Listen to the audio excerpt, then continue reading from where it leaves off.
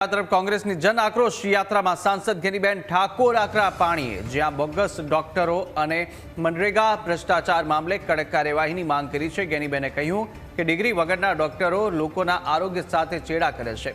PHC સીએચસીમાં ડોક્ટરો નથી અને લોકો બોગસ ડોક્ટરો પાસે જવા મજબૂર થયા હોવાનું જણાવ્યું। તો બોગસ ડોક્ટરો વિરુદ્ધ સખત કાર્યવાહી થવી જોઈએ અને મનરેગા યોજનામાં ભ્રષ્ટાચારને લઈને પણ આકરા પ્રહાર કરવામાં આવ્યા અને કહ્યું કે કેટલાક કોન્ટ્રાક્ટરો મજૂરના એટીએમ કાર્ડ રાખી અને પૈસા ઉપાડી લે છે।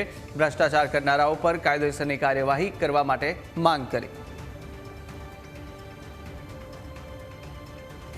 જેને નોલેજ નથી, જેની પાસે ડિગ્રી નથી અને આ રીતે જ્યારે ડોક્ટરો દવા કરી રહ્યા હોય ત્યારે લોકોના જીવ સાથે એક જોખમ અને એક આરોગ્ય સાથે તારા ચેડા થઈ રહ્યા છે ત્યારે આ બાબતમાં જિલ્લા વિકાસ અધિકારી હોય, આરોગ્ય વિભાગ હોય, આવા ડોક્ટરોને એની સામે કાયદેસરની કાર્યવાહી કરીને જે કંઈ પોલીસ કેસ કરવો પડે કરી અને પ્રજાને પૂરતી મેડિકલ વ્યવસ્થાઓ નથી મળતી ત્યારે આવા ડિગ્રી વગરના ડોક્ટરો પાસે સેવા લેવા માટે જવું પડે છે।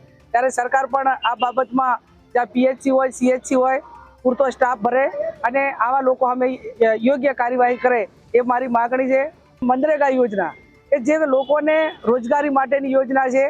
દરેકના એકાઉન્ટમાં સીધા પૈસા જમા થવા માટેના કાયદાની અંદર જોગવાઈ છે। તાલુકામાંથી પૈસા એકાઉન્ટમાં નાખે અને તરત એટીએમના માધ્યમથી ઉપાડી લે છે અને ટોટલ કામ મશીનરીથી થઈ રહ્યું છે। તો આની સામે તપાસ થઈ અને સાચા જે લેબર છે, સાચા મજૂર છે, જેને રોજગારીની જરૂર છે એને રોજગારી આપે અને આ લોકો સામે યોગ્ય કાર્યવાહી કરે